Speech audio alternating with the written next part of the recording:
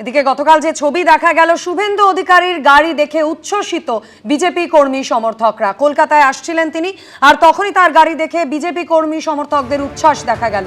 পাঁচলায় ভবানীপুর নন্দীগ্রামের জয়ী বিজেপি প্রার্থীকে খাওয়ানো হলো মিষ্টিও।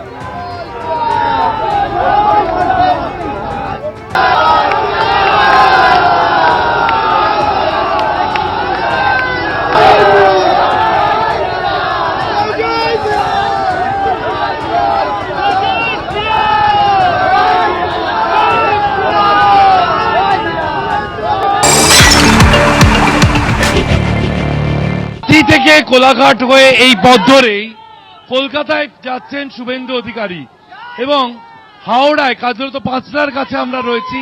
সেখানে শুভেন্দু অধিকারীকে একেবারে সম্বর্ধনা দিয়ে লোকে গাড়ি থামিয়ে দিয়েছেন। আমরা দেখতে পাচ্ছি পার্টির বিভিন্ন কর্মীরা তারা দাঁড়িয়ে সম্বর্ধনা দিচ্ছেন শুভেন্দু অধিকারীকে, এবং শুভেন্দু অধিকারীকে ঘিরে যে উচ্ছ্বাস, বিজেপি কর্মীরা, বিভিন্ন জায়গার বিজেপি কর্মীরা তারা জড়ো হয়েছেন এবং তারা সম্বর্ধনা জানাচ্ছেন শুভেন্দু অধিকারীকে। জয় শ্রীরামের ধ্বনিতে দেখা যাচ্ছে এই জাতীয় সড়কে কার্যত একটা লেন অবরুদ্ধ। শুভেন্দু অধিকারী তাদেরকে প্রতি সম্বর্ধনা জানালেন এবং তারপর কনভয় নিয়ে এগিয়ে যাচ্ছেন কলকাতার দিকে। ক্যামেরায় প্রীতম চক্রবর্তীর সঙ্গে শিবাশিস মৌলিক, এবিপি আনন্দ, হাওড়া। আমরা তো হারিনি, হারলে পদত্যাগ করতাম। রাজ্যে তৃণমূল ধরাশায়ী হওয়ার পরও এমন আজব দাবি করলেন মমতা বন্দ্যোপাধ্যায়, যা তীব্র সমালোচনা করেছে বিজেপি। লজ্জাজনক হারের পরেও কেন ক্ষমতা আঁকড়ে ধরে থাকতে চাইছেন তৃণমূল নেত্রী, উঠছে প্রশ্ন। এ যেন ভোট সুনামি, এ যেন হড়পাবান। বিজেপির পক্ষে পশ্চিমবঙ্গবাসীর বিপুল জনমত। এসবার 200 পার। বিজেপির জয় চাপা পড়ে গেল তৃণমূল, ওঠার ক্ষমতাটুকু নেই। 15 বছর ক্ষমতায় থাকার পর নিজের বিধানসভা গণনা কেন্দ্রে গিয়ে এই স্লোগান শুনতে হলো মমতা বন্দ্যোপাধ্যায়কে।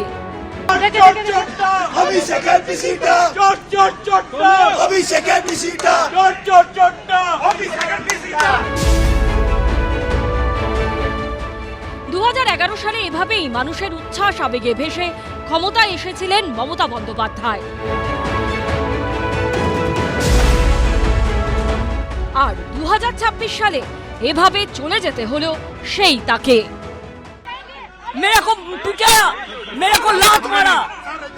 মঙ্গলবার আজব দাবি করলেন তিনি। হারলে আমি যদি শপথ দিতে যেতাম তাহলে আমি রেজিগনেশনটা করতাম। এখন তো কোশ্চেন ডাজন্ট অ্যারাইজ। কিন্তু নিজের হার, দলের লজ্জাজনক হারের পরও কেন ক্ষমতা আঁকড়ে থাকতে চাইছেন মমতা বন্দ্যোপাধ্যায়? যা সম্ভব নয় তা জেনেও কেন পদত্যাগ করতে চাইছেন না তিনি? গণতান্ত্রিক পদ্ধতিতে কি কোনো বিশ্বাস নেই মমতা বন্দ্যোপাধ্যায়ের? তার এই বিতর্কিত চাঞ্চল্যকর মন্তব্যের জেরে উঠছে প্রশ্ন। কেন, কিসের জন্য? আমরা তো হারিয়ে নিয়ে যাব। জোর করে, দখল করে যদি কেউ মনে করে যে আমি কি রেজিগনেশন দিতে হবে, নো, নট দ্যাট। কিন্তু এ কি করে সম্ভব? হারলে হার স্বীকার করে রাজ্যপালের কাছে পদত্যাগ করতে হয়, এটাই তো নীতি, পদ্ধতি, নিয়ম, রেওয়াজ। হারের পর কি মমতা বন্দ্যোপাধ্যায়ের এসবের উপর থেকে বিশ্বাস উঠে গেছে? 2011 সালে মমতা বন্দ্যোপাধ্যায়ের দলের কাছে যখন সিপিএম পরাজিত হয়েছিল, তখন রেজাল্ট বার হতে না হতেই বুদ্ধদেব ভট্টাচার্য রাজ্যপালের কাছে গিয়ে ইস্তফা দিয়েছিলেন। এটাই পদ্ধতি।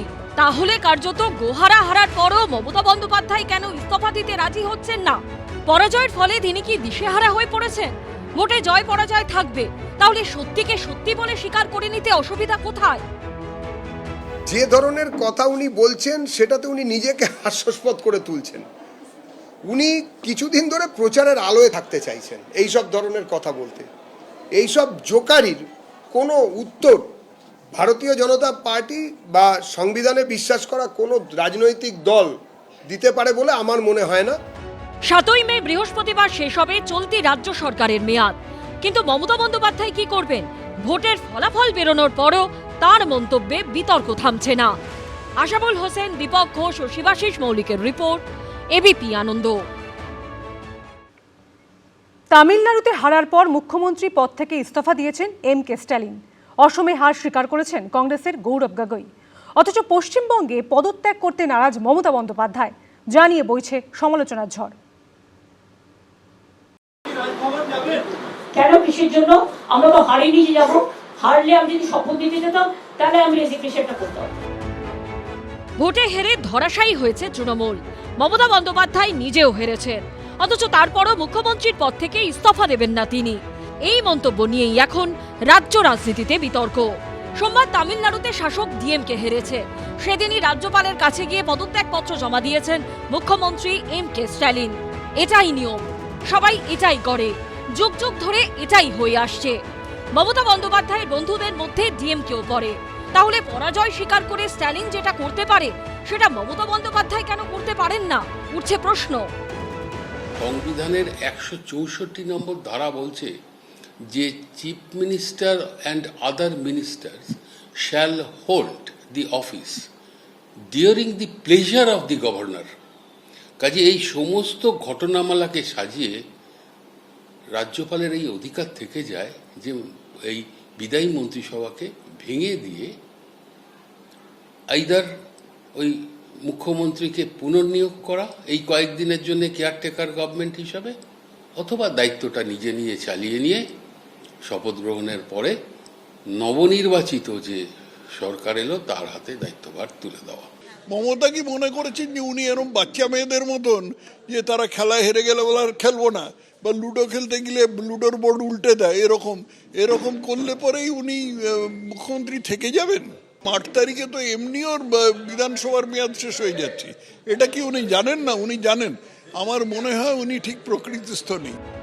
আইন বিশেষজ্ঞরা বলছেন সংবিধানের 172 নম্বর অনুচ্ছেদ অনুযায়ী বিধানসভার মেয়াদ 6ই মে শেষ হবে। 5 বছরের মেয়াদ শেষ হলে বর্তমান বিধানসভা ভঙ্গ হবে। বিধানসভার সদস্যরা আর বিধানসভার সদস্য থাকবেন না। যেহেতু রাজ্যপালকে পরামর্শ দেওয়ার জন্য সবসময় একটি মন্ত্রিসভা থাকে, নতুন মন্ত্রীরা শপথ না নেওয়া অবধি সেই মন্ত্রিসভায় কাজ চালাতে পারে। আগের মন্ত্রিসভা তদারকি সরকার হিসেবে থাকবে। বিদায়ী মন্ত্রী যদি পদত্যাগ করতে অস্বীকারও করে তাহলেও নতুন সরকার শপথ নেবার পর তার আর কোনো অস্তিত্ব থাকে না। মন্ত্রী হিসেবে নিয়োগের জন্য শপথ গ্রহণ আবশ্যিক। অসমে কংগ্রেস হেরেছে, তারা নির্বাচন কমিশনের কড়া সমালোচনা করছে, কিন্তু জেতার দাবি তো করছে না। कल 4 तारीख को असम विधानसभा निर्वाचन के नतीजे हम सब ने देखे। मैं सबसे पहले भाजपा दल और उनके नेतृत्व को शुभकामनाएं देता हूं। कांग्रेस पार्टी ने पूरी तरीके से इस नतीजे को स्वीकार किया है। हमारी जितनी सीट विधानसभा में आनी चाहिए वो आई नहीं है, लेकिन इसके पश्चात भी हम विधानसभा के बाहर हम संविधान के बचाव में, लोकतंत्र को के बचाव में, आम नागरिक के हित में हम अपना कर्तव्य पालन करेंगे। গৌরব গগৈয়ের মতো তরুণ কংগ্রেস নেতা যেটা করতে পারেন, দীর্ঘদিনের সাংসদ, প্রাক্তন কেন্দ্রীয় মন্ত্রী, 3 বারের মুখ্যমন্ত্রী, এই সহজ কাজটা কেন সহজভাবে করতে পারছেন না? জোর করে দখল করে যদি কেউ মনে করে যে আমি কি রেজিগনেশন দিতে হবে, no, not that. Now also I want to say that we didn't lose the election. It is their forceful attempt to defeat us. Morally I am telling you that we won the election. 24-এ আমরা 12টা seat পেয়েছিলাম, আমি রাজ্য সভাপতি ছিলাম। আমি হাত জোর করে মেনে নিয়েছিলাম যে হ্যাঁ, ভারতীয় জনতা পার্টিকে জনগণ ভোট কম দিয়েছে, সেজন্য আমরা 12টা সিট জিতেছি। এই যে ইভিএম, ইসি, হ্যান ত্যান বলা মানে আপনি বাংলার মানুষকে আরও একবার অপমান করছেন। আর বাংলার মানুষকে যত অপমান করবেন, যত বাংলার সংস্কৃতিকে অপমান করবেন, বাংলার মানুষ ততবার আপনার বিরুদ্ধে ভোট দেবে। এই প্রেক্ষাপটে বিজেপির জাতীয় মুখপাত্র গৌরব ভাটিয়া মমতা বন্দ্যোপাধ্যায়ের এই ছবি পোস্ট করে সোশ্যাল মিডিয়ায় লিখেছেন, স্বাধীন ভারতের ইতিহাসেই প্রথম কোন মুখ্যমন্ত্রী নির্বাচনে পরাজিত হওয়া সত্ত্বেও পদত্যাগ করতে অস্বীকার করছেন।